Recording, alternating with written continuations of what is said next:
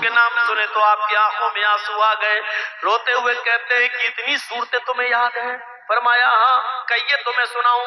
اللہ کے نبی نے فرمایا کیا یہی صورتیں تو اپنی ہونے والی بیوی کو سکھا دے گا؟ کیا یہی صورتیں تو اپنی ہونے والی بیوی کو یاد کرا دے گا؟ کہنے لگا جی۔ آپ نے اس عورت سے پوچھا کہ تیرے شوہر کے پاس ہونے والے کچھ نہیں ہے، ایک لوہے کی انگوٹھی بھی نہیں ہے، قرآن کی انہی صورتوں کو میں مہر بنا دیتا ہوں، کیا تو مال کے بدلے ان صورتوں کو مہر میں قبول کرتی ہے؟ اس نے کہا اللہ کے رسول، جس لڑکی کے جس عورت کے نکاح میں قرآن کی صورتیں مہر بن جائیں، اس سے زیادہ بابرکت اور پاکیزہ نکاح کس کا ہو سکتا ہے؟ مجھے منظور ہے۔ اللہ کے نبی صلی اللہ علیہ وسلم نے وہیں بیٹھے بیٹھے نکاح کا پڑھا دیا، چونکہ اس عورت کا ولی کوئی نہیں تھا، کیونکہ اس کے باپ انتقال کر چکے تھے، اس لیے اللہ کے رسول خود قاضی کی حیثیت سے آپ اس کے ولی بن گئے، اور آپ نے اس عورت کو وہیں سے رخصت کر دیا۔ نہ چوروں کا پتہ، نہ باراتیوں کا پتہ، نہ ڈکیتوں کا پتہ، نہ ہلدی کا پتہ، نہ ملیدے کا پتہ، نہ ابڑنے کا پتہ، میرے بھائیوں نہ جہیز کا پتہ۔ اور آج 1400 سال کے بعد بھی سادہ شادی کے تذکرے مولوی جرجیس آپ کی محفل میں کر رہا ہے۔ مجھے بتاؤ، اڈانی نے اپنی بیٹی کی شادی کی ہے، اس کا ذکر کتنے دن چلا؟ زیادہ سے زیادہ 1 مہینہ 2 مہینہ۔ اس کے بعد آج اڈانی کے اس شادی کو جو اس نے اپنے بیٹے کی تھی اور کروڑوں روپیہ اربوں روپیہ خرچ کر دیا، آج اس کا ذکر کوئی کرنے والا نہیں ہے، لیکن اس سادگی کے ساتھ ہونے والے نکاح کا ذکر 1400 سال کے بعد کی محفل میں ہو رہا ہے اور قیامت تک ہوتا رہے گا۔ میرے بھائیو، اللہ کے رسول صلی اللہ علیہ وسلم کی اطاعت کرو، اور اللہ تعالیٰ نے فرمایا، اللہ کے نبی نے فرمایا من اطاعنی دخل الجنہ، جو میری اطاعت کرے گا وہ جنت میں داخل ہوگا، ومن عصانی فقد ابى، اور جس نے میری نافرمانی کی اس نے میرا انکار کر دیا۔ میرے بھائیوں، یہاں سے ہمیں اور آپ کو سوچنا پڑے گا کہ اللہ تعالیٰ نے کیا مقام دیا۔ رسول کی اطاعت کو دخول جنت کا ذریعہ بنا دیا، سبب بنا دیا۔ رسول کی اطاعت کرو گے تو جنت میں داخل ہوگے، یعنی جنت کا داخلہ ہمیں تبھی ملے گا جب ہم رسول کی اطاعت کریں گے۔ دنیا میں کتنے پیغمبر آئے؟ 1 لاکھ، 1.25 لاکھ، 1.5 لاکھ، 1,24,000 جو کہی جاتی ہے، کوئی فکس گنتی نہیں بتائی گئی حدیث میں، اور جس میں بتائی گئی وہ حدیث صحیح نہیں ہے۔ میرے بھائیوں، ذرا ہم اندازہ لگائیں کتنے نبیوں میں یہ مقام اور یہ مرتبہ صرف محمد رسول اللہ صلی اللہ علیہ وسلم کو ملا کہ اللہ تعالیٰ نے اپنے پاس بلایا اور معراج کی دولت سے مالا مال کیا، آسمانوں کی سیر کرائی۔ محمد رسول اللہ سے پہلے کسی نے بھی آسمانوں کی سیر نہیں کی۔ قرآن پڑھیے، سبحان الذی اسری بعبدہ لیلا من المسجد الحرام الی المسجد الاقصی، سبحان الذی اسری بعبدہ لیلا من المسجد الحرام الی المسجد الاقصی، بابرکت ہے وہ ذات جو لے گئی اپنے بندے محمد رسول اللہ صلی اللہ علیہ وسلم کو راتوں ہی رات مسجد حرام سے بیت المقدس تک۔ کتنی بڑی سعادت، اور پھر بیت المقدس سے آپ نے 7 آسمانوں کا سفر کیا، جنت دیکھی، جہنم دیکھی، اور وہاں سے پھر ریٹرن واپس بھی آ گئے۔ یہاں آپ دیکھیے کتنا بڑا مقام اللہ تبارک و تعالیٰ نے دیا ہے۔ کوئی یہ نہ کہے کہ اللہ کے رسول گئے تھے، نہیں، اللہ لے گیا تھا۔ بہت سے لوگ کہتے ہیں نا، تم تو اپنے جیسا انسان مانتے ہو، تو اللہ کے رسول اگر تمہارے جیسے انسان تھے تو وہ آسمانوں پر گئے، تم کیوں نہیں جاتے ہو؟ جاؤ، جا کر دکھاؤ۔ محمد رسول اللہ نہیں گئے، یہ تمہاری بھول ہے، اللہ لے گیا۔ قرآن کے الفاظ پڑھیے، سبحان الذی اسری بعبدہ، بابرکت ہے وہ ذات جو لے گئی اپنے بندے کو، اللہ لے گیا۔ اور اللہ کیسے لے گیا؟ یہ سوال کرنا کفر ہے۔ یہ سوال نہیں کر سکتے ہو اللہ کے بارے میں کہ اللہ کیسے لے گیا۔ اگر یہ سوال کرو گے اللہ کیسے، اس کا مطلب یہ ہے کہ تم اللہ کو کمزور مانتے ہو۔ اللہ کیسے لے گیا اس کا مطلب یہ ہے کہ تم اللہ کو کمزور سمجھتے ہو، تمہارا عقیدہ اللہ کے بارے میں صحیح نہیں ہے۔ سبحان الذی اسری بعبدہ لیلا من المسجد الحرام الی المسجد الاقصی، بابرکت ہے وہ ذات جو لے گئی اپنے بندے کو، یعنی اللہ لے گیا۔ اللہ کیسے لے گیا ہمیں نہیں معلوم، ہم سے کتنا جانتے ہیں، ان اللہ علی کل شیء قدیر، وہ ہر چیز پر قادر ہے، وہ محمد رسول اللہ کو لے جانے پر بھی قادر ہے۔ جب بیت المقدس پہنچے، مقام دیکھو، حضرت جبرائیل علیہ السلام نے وضو کروایا، اللہ کے نبی بیت المقدس میں پہنچ کر وضو کر رہے ہیں. آپ کی نظر پڑی تمام پیغمبر بیٹھے ہوئے ہیں, صفے لگائے ہوئے ہیں. آپ نے پوچھا یہ کون ہے؟ جبرائیل علیہ السلام نے کہا یہ انبیاء کرام ہیں, یہ سارے پیغمبر ہیں. اللہ رب العالمین نے ان کو دنیا میں بیت المقدس میں بھیج دیا ہے. اللہ کے نبی صلی اللہ علیہ وسلم نے جب وضو بنایا تو جبریل نے ہاتھ پکڑا اور ہاتھ پکڑ کر مصلی امامت پہ کھڑا کر دیا. آپ نے فرمایا جبریل مجھے یہاں کہاں کھڑا کر رہے ہو؟ فرمایا میں نے آپ کو مصلی امامت پہ کھڑا کر دیا ہے. اللہ کے نبی نے پوچھا جبریل مجھے کیا کرنا ہے؟ کہا آپ کو نماز پڑھانا ہے. کہا ان کو کیا کرنا ہے؟ میرے پیچھے جو یہ تمام صفیں لگائے بیٹھے ہوئے ان کو کیا کرنا ہے؟ جواب دیا آئے محمد صلی اللہ علیہ وسلم ان کو آپ کے پیچھے نماز پڑھنا ہے. اللہ کے نبی کھڑے ہو گئے اور آپ نے امامت کی اور تمام نبیوں نے آپ کے پیچھے نماز پڑھی. سارے پیغمبروں نے محمد رسول اللہ صلی اللہ علیہ وسلم کے پیچھے نماز پڑھی. آپ نے بیت المقدس میں 2 رکعت نماز پڑھائی. سارے پیغمبروں نے آپ کے پیچھے 2 رکعت نماز ادا کی.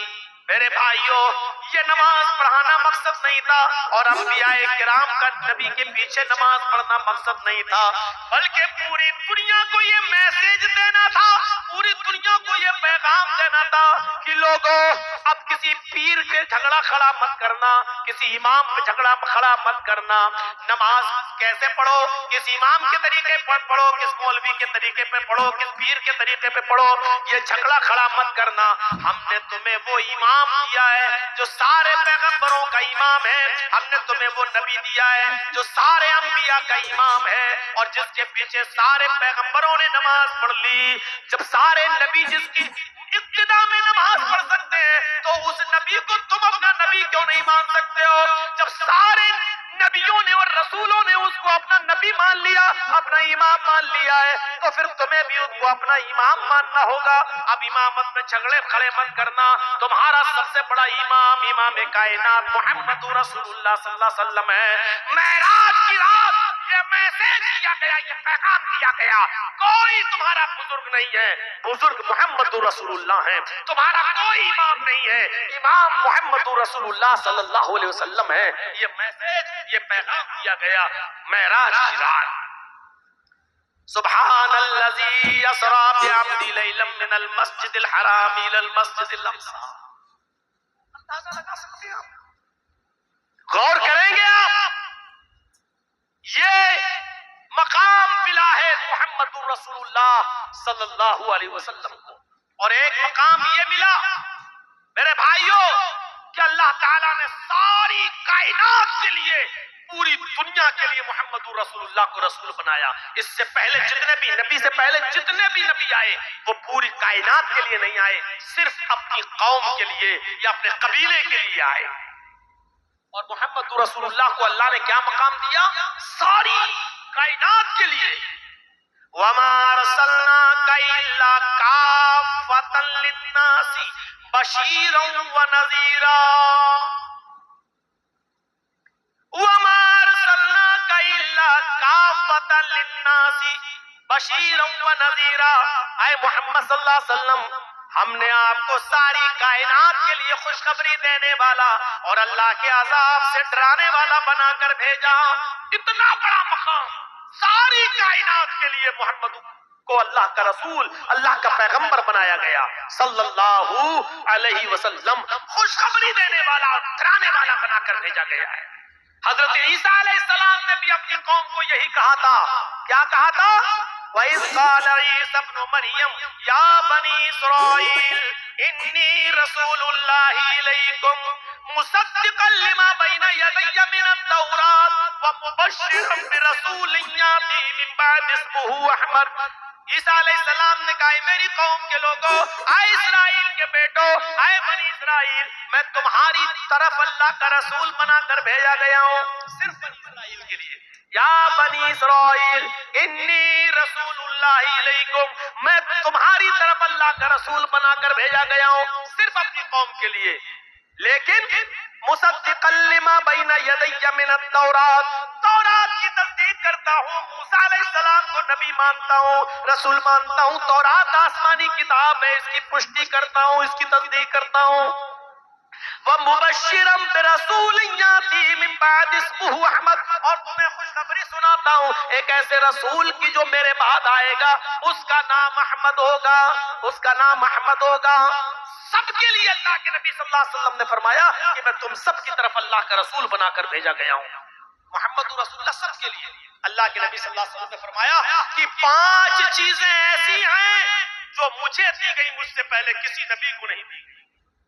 اوتیت خمسا لم یؤتہن احد قبلی، مسلم شریف کی حدیث کے الفاظ ہیں، اللہ کے نبی صلی اللہ علیہ وسلم نے فرمایا 5 ایسی چیزیں جو مجھے عطا ہوئی ہیں، مجھ سے پہلے یہ 5 چیزوں میں سے کوئی چیز کسی نبی کو نہیں دی گئی۔ کیا ہے وہ 5 چیزیں؟ 5 چیزوں پر غور کریے۔ پہلی چیز تو یہی ہے کہ سب کے لیے اللہ کے رسول، کان کل نبی یبعث الی قومی خاصۃ وبعثت الی کل احمر واسود۔ اللہ کے نبی فرماتے ہیں پہلی چیز کیا ہے کہ اللہ نے جتنے بھی نبی دنیا میں بھیجے وہ اپنی قوم کے لیے خاص، اپنی قوم کے لیے بھیجے، الی قومی خاصۃ، وہ صرف اپنی خاص قوم کے لیے آئے۔ وبعثت الی کل احمر واسود، لیکن میں ہر سرخ و سیاہ کے لیے آیا، یعنی مجھے اللہ تعالیٰ نے سب کے لیے، ساری کائنات کے لیے، ہر کالے گورے کے لیے، ہر سرخ و سیاہ کے لیے مجھے رسول بنا کر بھیجا۔ پہلی خصوصیت کیا ہے کہ مجھے سب کا رسول بنا کر بھیجا گیا ہے۔ ایک یہ 5 چیزیں جو بتا رہا ہوں کسی کو بھی کھڑا کر کے پوچھ سکتا ہوں تاکہ پتا چلے کہ اس رات کے 2:45 بجے کون غور سے سن رہا ہے، کون نہیں سن رہا ہے۔ یہ 5 چیزیں یاد رکھنا۔ پہلی چیز بتا دی سب کے لیے، ہر نبی آیا اپنی قوم کے لیے، محمد رسول اللہ آئے سب کے لیے، پہلی چیز۔ دوسری چیز پر غور کیجئے، وَأُحِلَّتْ لِيَ الْغَنَائِمُ وَلَمْ تُحَلَّ لِأَحَدٍ قَبْلِي۔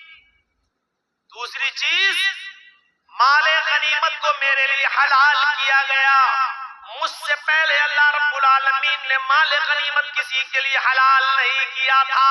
مجھ سے پہلے بھی جتنے نبی آئے، جنگیں ہوئی، لڑائیاں ہوئی، اور جو جنگوں میں مال لوٹا جاتا تھا، جو چھوڑ کے لوگ بھاگتے تھے، وہ کسی کے لیے حلال نہیں تھا، لیکن اللہ رب العالمین نے میرے لیے، میرے صحابہ کے لیے جو جنگیں لڑ رہے ہیں ان کے لیے مال غنیمت کو حلال قرار دیا ہے۔ احلت لی الغنائم، ہمارے لیے مال غنیمت کو اللہ نے حلال کیا ہے۔ کتنے لوگ جو جنگوں میں لڑتے تھے اور بھاگتے تھے، مال چھوڑ کر، بیوی چھوڑ کے، بچے چھوڑ کے، ان سب کو لے لیا جاتا تھا، اور جو عورتیں پکڑی جاتی تھی ان کو لونڈی بنا لیا جاتا تھا۔ میرے بھائیوں، مال غنیمت کو حلال کیا گیا۔ تو پہلی چیز اللہ کے رسول سب کے لیے، آپ کی بعثت سب کے لیے۔ دوسری چیز مال غنیمت کی حلت جو نبی اکرم سے پہلے کسی اور نبی کے لیے جائز نہیں تھا۔ تیسری چیز پر غور کرو، وَجُعِلَتْ لِيَ الْأَرْضُ طَيِّبًا وَطَهُورًا وَمَسْجِدًا أَيُّمَا رَجُلٍ أَدْرَكَتْهُ الصَّلَاةُ صَلَّى حَيْثُ كَانَ۔ تیسری چیز اللہ کے نبی صلی اللہ علیہ وسلم فرماتے ہیں کہ اللہ رب العالمین نے میرے لیے پوری روئے زمین پاک بنا دی ہے، وَطَهُورًا، اور پاکی حاصل کرنے کی چیز بھی بنا دی ہے، وہ مسجدن، اور مسجد بنا دی ہے۔ مجھ سے پہلے جتنے بھی پیغمبر اس دنیا میں آئے وہ صرف اپنی عبادت گاہوں میں نماز پڑھ سکتے تھے، کہیں اور نہیں، لیکن اللہ نے میرے لیے ساری زمین پاک کر دی ہے، بلکہ پاکی بھی حاصل کی جا سکتی ہے۔ طہورن، مثلا پانی نہیں مل رہا وضو کے لیے تو پاک مٹی پر ہاتھ مارو، تھوکو، تیمم کرو، چہرے میں پھیرو، دایاں بایاں ہاتھ ایک دوسرے پر، تیمم ہو گیا، آپ نماز پڑھ سکتے ہو۔ اللہ نے میرے لیے اس زمین کو پاک بھی بنایا ہے اور پاکی حاصل کرنے کی چیز بھی بنایا ہے، اور مسجد بھی بنایا ہے سجدہ کرنے کی جگہ پہ۔ کوئی ضروری نہیں ہے، مسجد بہت دور ہے، اذان نماز کا وقت ہو گیا، ہم کہاں جائیں؟ ایما رجل ادرکتہ الصلاۃ، کوئی بھی آدمی اگر اس کو نماز کا وقت پالے، اگر اس کو نماز مل جائے، نماز کا وقت اس کے پاس پہنچ جائے، صلی حیث کان، تو جہاں وہ ہے وہاں نماز پڑھ لے، جس جگہ پر موجود ہے وہ نماز پڑھ لے، جس جگہ پر وہ ہے وہ نماز ادا کر لے۔ یہ فضیلت دی ہے اللہ تبارک و تعالیٰ نے، جس جگہ پر ہے نماز پڑھ لے، شکریہ ادا کرو، شکر مناؤ۔ ہماری یو پی میں نہیں ہو ورنہ سڑک پر بھی نماز نہیں پڑھ سکتے، روڈ پر بھی نماز نہیں پڑھ سکتے ہو۔ آئیں گے کچھ اندھ بھگ، ڈنڈے ماریں گے، لاٹھی ماریں گے، نماز۔ اور مسلمانوں اس وقت بہت زیادہ ہوش کے ناخن لینے کی ضرورت ہے، جذبات میں بہنے کی ضرورت نہیں ہے۔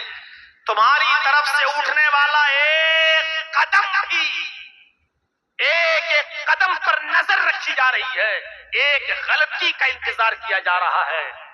اس وقت بہت عقل کے ناخن لینے کی ضرورت ہے، بہت دور اندیشی اور مصلحت سے کام لینے کی ضرورت ہے۔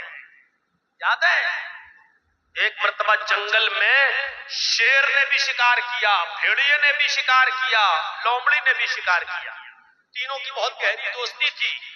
بھیڑیے نے بھی شکار کیا، لومڑی نے بھی شکار کیا، شیر نے بھی شکار کیا۔ شیر نے گدھا مارا، بھیڑیے نے بکری ماری، لومڑی نے خرگوش مارا۔ اب شیر نے بھیڑیے کو جج بنا دیا۔ شیر کہنے لگا اچھا بتاؤ کون سا جانور کون کھائے گا، تم بتاؤ، چلو فیصلہ تم کرو۔ تینوں جانور موجود ہیں، ہم نے گدھا مارا، لومڑی نے خرگوش مارا، بھیڑیے نے بکری۔ اے بھیڑیے تم فیصلہ کرو، تمہارا فیصلہ سب مانیں گے۔ اب بھیڑیے نے کہا صاحب یہ تو بہت آسان ہے، فیصلہ کیا کرنا ہے؟ گدھا آپ نے مارا ہے، آپ گدھا کھا لیجیے، میں نے بکری کا شکار کیا، بکری میں کھا لیتا ہوں، لومڑی نے خرگوش مارا ہے، لومڑی خرگوش کھا لیتی ہے، اور لومڑی چھوٹی ہے تو خرگوش میں پیٹ بھر جائے گا، میرے لیے بکری کافی ہے، اور آپ راجا ہیں جنگل کے، آپ کے لیے گدھا ہے، آپ گدھا کھائیے۔ شیر کو کس سے کہہ رہا ہے بھیڑیا؟ فیصلہ کس کے سامنے کر رہا ہے؟ شیر کے سامنے۔ شیر نے کہا کمینے، آیا اور کہا یہ فیصلہ کرے گا تو، اور چبڑا مارا اور چیر دیا اس کو اپنے ناخنوں سے اور پھاڑ دیا، اور بھیڑیا بھی مر گیا۔ ڈلے صاحب لمبے لمبے۔ لومڑی سے کہا کمینہ فیصلہ کرنا جانتا نہیں، کیسا فیصلہ کیا؟ تم کرو فیصلہ۔ لومڑی سے کہا تم کرو، کون کھائے گا؟ لومڑی تو سمجھ گئی۔ لومڑی نے کہا رے بھائی جنگل کے راجا آپ ہیں، اور اس میں فیصلہ کیا کرنا ہے؟ یہ چاروں جانور آپ کے ہیں، صبح ناشتے میں خرگوش کھا لیجئے، جب آپ کو تھوڑی سی بھوک لگے 12-1 بجے کا ٹائم ہو، دوپہر کا ٹائم ہو، تب آپ گدھا کھا لیجئے، شام ہوتے ہوتے آپ بکری کھا لیجئے، اور رات میں جب آپ سونے کے لیے جائیں تو اب یہ بھیڑیا بھی ہے، بھیڑیا بھی آپ کھا لیجئے۔ یہ چاروں جانور تو جنگل کا راجا نہیں کھائے گا تو کون کھائے گا؟ آپ کے لیے ہے سب، آپ کھائیے، سب آپ کے ہیں۔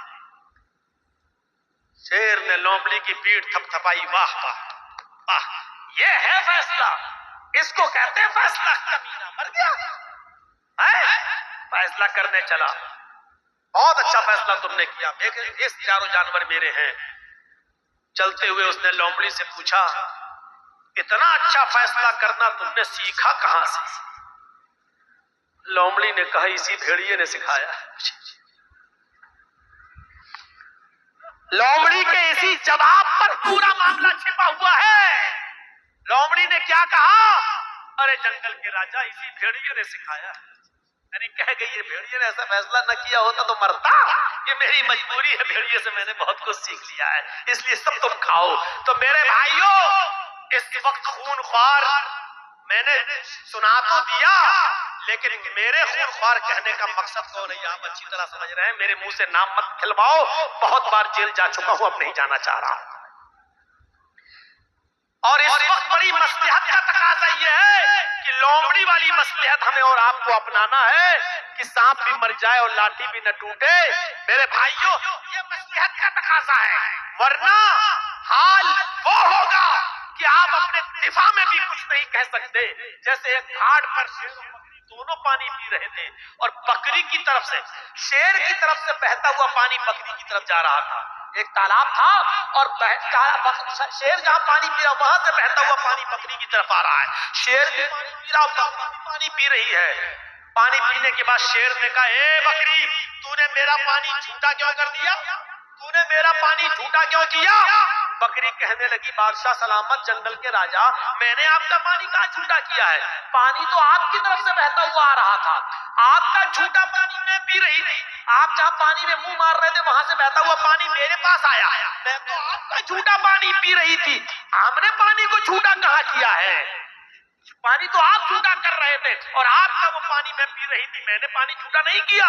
شیر نے کہا کم بخت منہ چلاتی ہے، جواب دے رہی ہے مجھے، اٹھا، اور اس نے بکری کو پھاڑ دیا اور کھا گیا۔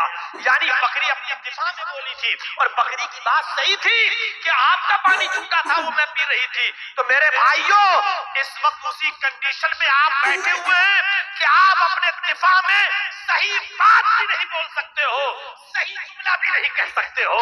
اس وقت بہت ہی زیادہ عقل کے ناخن لینے کی ضرورت ہے اور بہت ہی زیادہ دور اندیشی اور مصلحت سے کام لینے کی ضرورت ہے، جذبات کی رو میں بہنے کی ضرورت نہیں۔